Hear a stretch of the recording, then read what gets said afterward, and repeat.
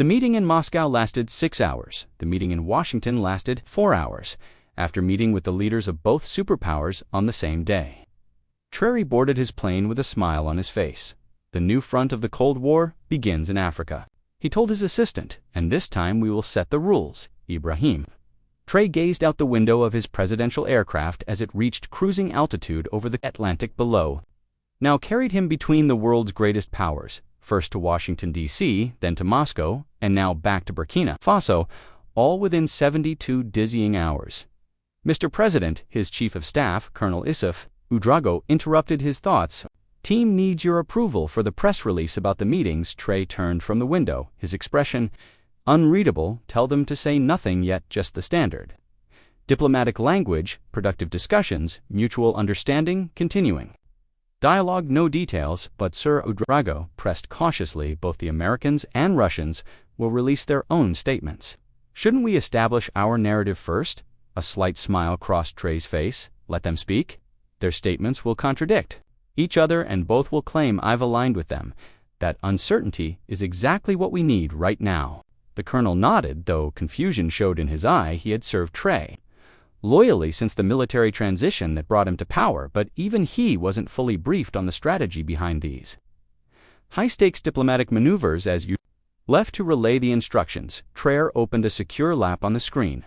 Were 2 documents, side by side, proposals from the world's military superpowers, each offering billions in aid, military equipment, and resource development in exchange for what they euphemistically called strategic partnership. In reality, both wanted the same thing: exclusive access to Burkina Faso's newly discovered reserves of rare earth minerals elements, crucial for everything from smartphones to fighter jets to renewable energy system. What was once dismissed as worthless African soil was now among the most strategically valuable territory on Earth.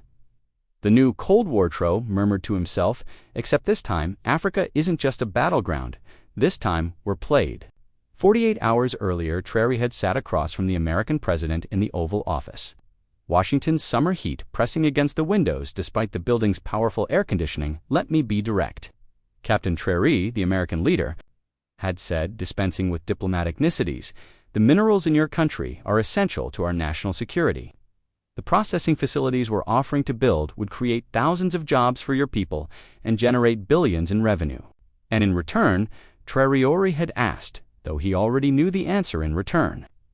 We ask for exclusive extraction rights and a commitment that you won't allow Chinese or Russian operations in your country. We've also prepared a very generous military aid package: equipment, training, intelligence sharing. The American proposal included $11 billion in direct investment military hardware that Burkina Faso desperately needed to fight extremist insurgencies, and preferential trade status, a comprehensive package designed to bring Burkina Faso firmly into the American sphere of influence. I appreciate your offer, Mr. President. Traoré had responded carefully, but Burkina Faso's sovereignty isn't negotiable. Any agreement must respect our right to manage our own resources and determine our own international relationship.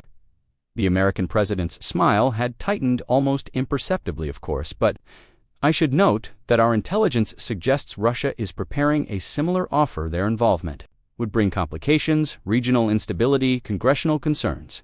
About our aid packages, you wonders, the threat beneath the diplomatic language was clear. Choose us exclusively or face the consequences. The meeting in Moscow the following day had been remarkably similar, though with distinctly Russian characteristic. The setting was more grandiose, the ornate Catherine Hall in the Kremlin, rather than the relatively modest Oval Office. The Russian president had been more direct in his approach. Africa has been exploited by the West for centuries, he had told Traoré. First slavery, then colonialism, now economic imperialism disguised as development aid. Russia offers a different path, a true partnership between equal. The Russian proposal, $9 billion in infrastructure development, advanced weapons systems, including air defense capabilities. The Americans had refused to provide, and technical assistance for mineral extraction, all without the political conditions that came with Western support. And your only condition is that we exclude American companies from our resource development. Traoré had asked. The Russian leader had smiled. We merely suggest that those who respect your sovereignty deserve preferential treatment. The Americans will use your minerals to build weapons they would never sell to you. We offer complete technology transfer. You will not just extract these resources. You will learn to process and utilize them yourself. Before leaving, the Russian president had added, "Remember Captain Traoré. The Americans see Africa as a resource to be controlled. We see a continent of equals rising to its rightful place in a multipolar world, now flying back to Burkina Faso Traoré." Reflected on the similar scripts with different rhetoric, both superpowers viewed Africa's rare earth minerals as a zero-sum game. Both couched their geopolitical ambitions in the language of partnership and development, and both fundamentally misunderstood the Africa of 2023. A continent increasingly unwilling to be a pawn in great power competition, Sir Colonel Ouedraogo returned with a tablet.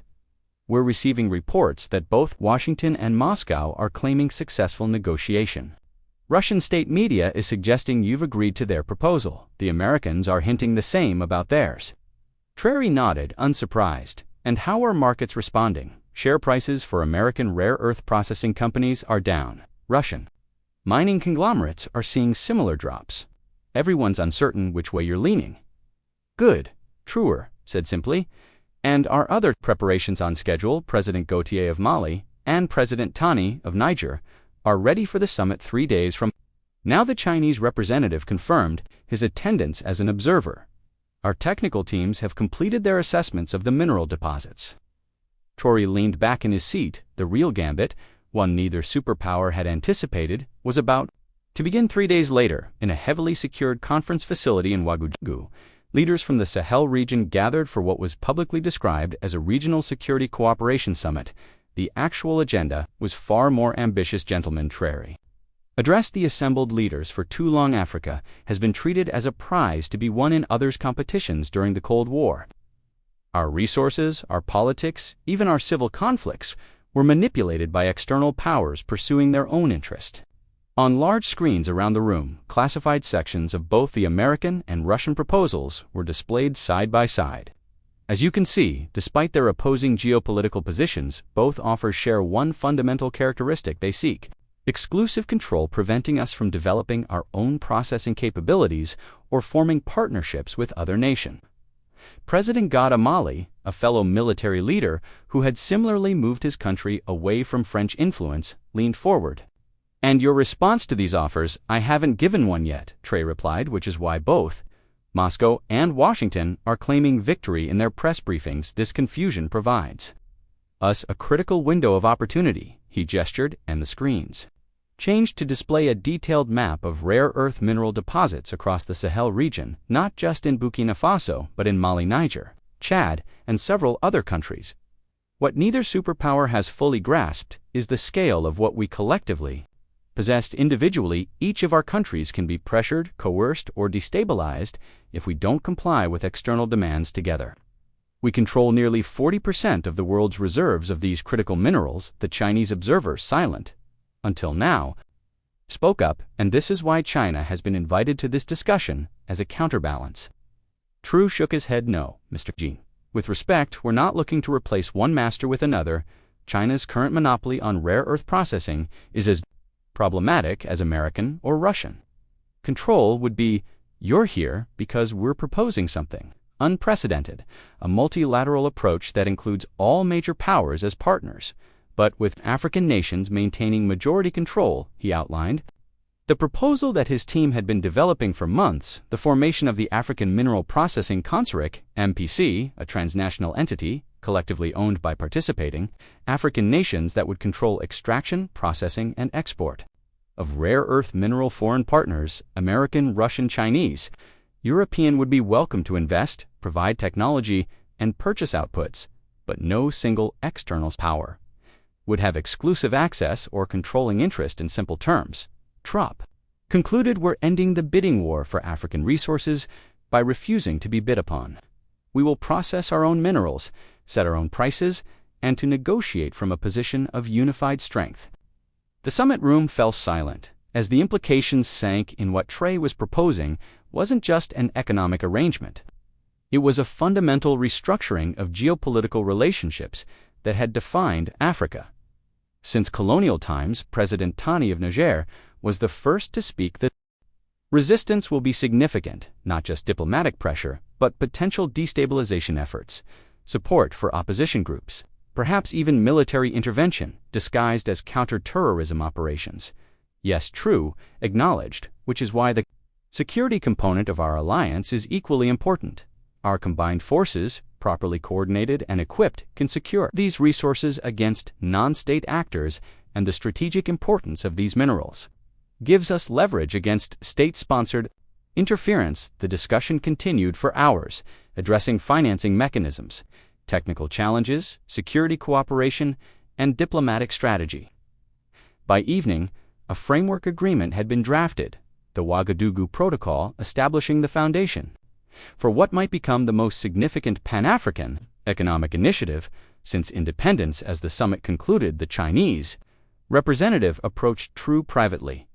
Beijing will not be pleased to lose its processing monopoly, he said bluntly, but there may be room for a special bilateral arrangement between China and Burkina Faso that preserves your leadership's personal interests. The implied bribe was clear. Traoré's response was equally direct. Mr. Zhang, the era African leaders could be bought to betray their country's interests is ending. Please convey to Beijing that we seek partners, not patrons. The response from Washington and Moscow came swiftly. As anticipated, both expressed serious concerns about the Ouagadougou Protocol. The American Secretary of State issued a statement questioning the economic viability of African-led mineral processing. Russian commentators suggested the initiative was secretly backed by Western interests seeking to undermine Russian-African cooperation. Within days, more concrete pressures emerged. International financial institutions suddenly raised concerns about Burkina Faso's creditworthiness. Intelligence reports indicated increased funding to opposition groups. Military advisors warned of unusual movements by non-state armed groups near key mineral deposit 10 days after returning from Washington and Moscow.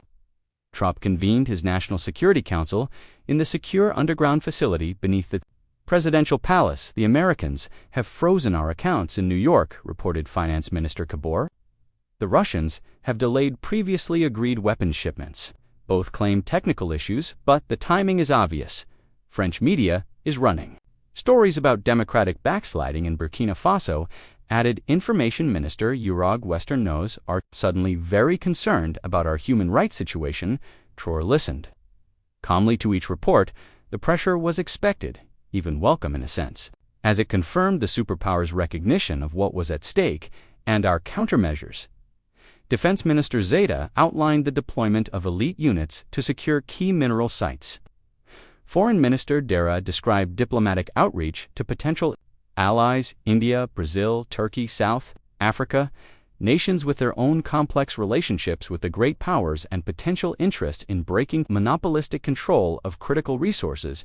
Most importantly, Technology Minister Sankarat presented the progress of Burkina Faso's first rare earth processing facility, a pilot project developed quietly over the past year with technical assistance from South Korean experts who had helped their own country break free from dependence on Chinese processing. The facility is small but functional. Sankara explained enough to demonstrate our capacity and produce samples for potential buyers. We've already received inquiries from Japanese and German manufacturers eager to diversify their supply chains. Traoré nodded in satisfaction. The superpowers believe they're calling our bluff. They expect economic pressure to force us back to the negotiating table, willing to accept exclusive terms. When they realize we have alternatives both for processing, technology, and for buyers, their approach will change. The crisis escalated over the following weeks. Western media outlets ran stories questioning the stability of Sahel governments.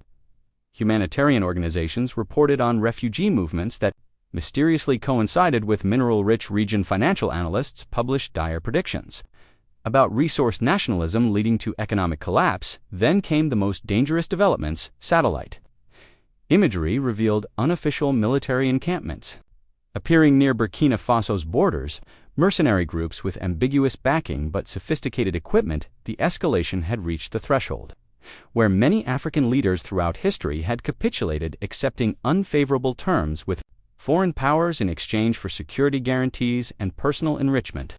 It was a well-established playbook that had kept the continent's resources flowing outward for generations, but Traoré had anticipated this phase while publicly Maintaining a calm diplomatic posture, he had spent months preparing alternative security arrangement. Joint military exercises with neighboring countries secured borders. Intelligence sharing with unlikely partners, including Turkey and the United Arab Emirates, provided early warning of mercenary movement, most surprisingly, to foreign observers. Traoré leveraged something few had recognized: competition between private military contractors themselves by selectively engaging Russian Wagner Group elements. To train Burkina Faso special forces, he effectively deterred Western-linked mercenary operations, creating a security stalemate. That foreign powers couldn't easily penetrate the turning point came 4 months after the diplomatic whirlwind between Washington and Moscow at a technology exhibition in Seoul, Burkina Faso, unveiled the first commercially viable rare earth metals processed entirely in Africa. The samples, neodymium, dysprosium, and other elements crucial for advanced technology, were small but symbolically enormous. More significant than the materials themselves was the presence of purchasing representatives from major technology manufacturers, companies whose supply chains been completely dependent on Chinese processing and who now saw in the African Mineral Processing Consortium an opportunity to diversify their sources for these critical components. "We're not excluding anyone," Traoré told reporters at the exhibition. "American companies, European firms, Chinese manufacturers, all are welcome to purchase our processed materials. What we won't accept is monopolistic control of our resources or processing capability." The message was clear: Africa was no longer presenting itself as territory to be claimed in a new Cold War, but as an independent player with its own leverage in the global economy. Gradually, the approach of the superpowers began to shift. The American Assistant Secretary of State for African Affairs arrived in Ouagadougou with a revised proposal, still seeking preferential access but no longer demanding exclusivity. Russian negotiators similarly adjusted their position, emphasizing technology transfer rather than control. Even China, recognizing the threat to its processing monopoly, engaged more constructively, offering to invest in larger-scale African facilities as a minority partner 6 months after his diplomatic gambit between Moscow and Washington. Ibrahim Traoré stood at the opening ceremony of the first major rare earth processing facility in Burkina Faso. Around him were leaders from across the Sahel, representatives from technology companies spanning 4 continents, and diplomatic envoys from global powers who had been forced to reassess their approach to African resources. The old Cold War treated Africa as a chessboard where superpowers moved their pieces, Traoré said. In his address, villages became pawns, nations became squares to be captured, and African resources fueled conflicts we did not create for purposes that did not benefit our people. He gestured to the modern facility behind him, a complex of buildings that would process the minerals that powered smartphones, electric vehicles, renewable energy systems, and advanced military technology. This facility represents a new paradigm. We are not aligning with East or West. We are not choosing sides in others' geopolitical competitions. Instead, we are choosing ourselves, our development, our sovereignty, our future. The international press dubbed it resource diplomacy, a strategy that leveraged Africa's natural wealth, not just for economic gain, but to fundamentally alter geopolitical relationships. Political scientists noted similarities to OPEC's transformation of oil politics in the but with a critical distinction. While OPEC controlled extraction, the African Mineral Processing Consortium controlled both extraction and processing, the critical value-added step that had historically taken place outside Africa. In Washington, Moscow, and Beijing, intelligence agencies and policy think tanks scrambled to update their assessments of African relations. The assumption that African nations could be pressured, bribed, or coerced into exclusive arrangements was being challenged by a new generation of leaders who understood the strategic value of their resources in an increasingly resource-constrained world. For Ibrahim Traoré, the success of his dangerous balancing act between superpowers was measured not in geopolitical terms but in the practical outcomes for his people. The processing facility employed thousands directly, with thousands more in supporting industry revenue from mineral exports, now capturing the full value chain rather than merely the raw extraction-funded schools, hospitals, and infrastructure. Most importantly, the regional security cooperation necessitated by the Mineral Consortium had reduced the influence of extremist groups that had plagued the Sahel for decades by removing the possibility of superpowers supporting different factions. To secure resource access, Traoré had inadvertently created conditions for greater stability. 1 year after his marathon diplomacy between Washington and Moscow, Traoré welcomed a delegation of young engineering students to the presidential palace.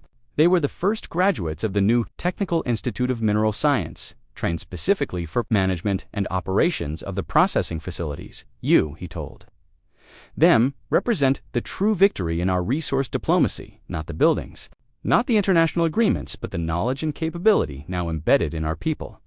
A young woman raised her hand. Mr. President, our instructors taught us about the diplomatic crisis last year, how you leveraged superpower competition to secure our independence. Weren't you concerned about the risks, the potential for conflict or regime change? Traoré considered the question carefully. Of course, throughout African history, leaders who challenged external control of resource have faced severe consequence, but there was a greater risk in continuing the old pattern, allowing our critical minerals to become the prize in a new Cold War, with our people caught in the middle. He paused, then added, the Cold War never truly ended. For Africa, it simply changed form. Foreign powers continued to compete for our resources, support different factions in our conflicts, and ensure we remained providers of raw materials, rather than participants in the value chain by refusing to choose sides by making all powers compete on our terms. Instead, we've begun to change that fundamental dynamic. As the students departed, Traoré's chief of staff approached with a tablet displaying breaking news. Another African nation had announced the discovery of significant rare earth deposits and requested membership in the consortium. The economic and geopolitical model, pioneered in Burkina Faso, was spreading. The Americans are calling, Ouedraogo said, and the Russians and the Chinese all want to discuss partnership opportunities with the expanded consortium. Traoré smiled slightly. Schedule calls, with all of them the same day, back to back. The strategy that began as a desperate gambit was now a position of strength. The new front of the Cold War had indeed begun in Africa, but for the first time Africans were writing the rules of engagement. In his private journal that evening, Traoré wrote a reflection that would later be cited in international relations textbooks. Superpowers think in terms of global chessboards, with countries as pieces to be captured or controlled. Africa's future depends on our ability to stop being pieces in their game and start being players in our own right. The Cold War had returned to Africa, but this time Africa had returned the favor, transforming great power competition from a threat into an opportunity, leveraging geopolitical rivalry into developmental advantage through a dangerous but ultimately successful balancing.